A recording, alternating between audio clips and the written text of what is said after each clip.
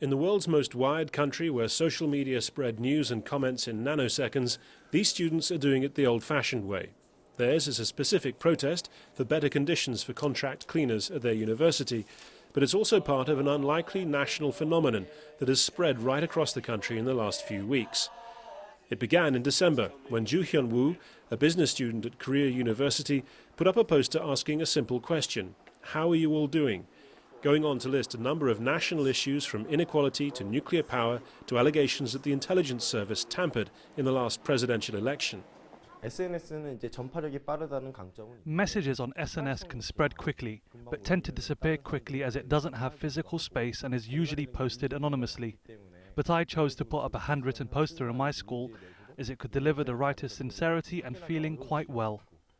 The poster that went up here at Korea University was something of an invitation. After all, it asked, how are you all doing?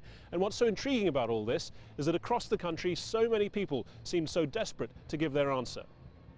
A Facebook page was swamped with responses, people writing their own posters, complaining about poor job prospects, raising national issues, or regretting their own past political apathy.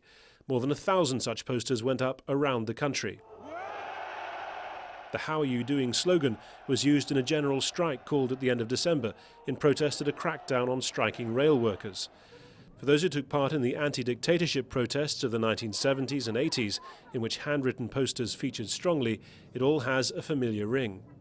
The message reverberates because it asks, how are you all doing? He and his readers all thought they were doing well and wanted to send their message of resistance by putting posters.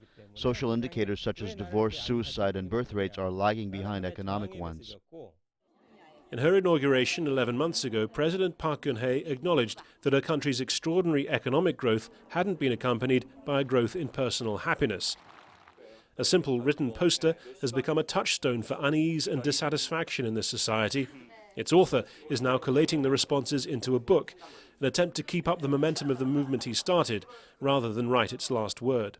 Harry Fawcett, Al Jazeera, Seoul.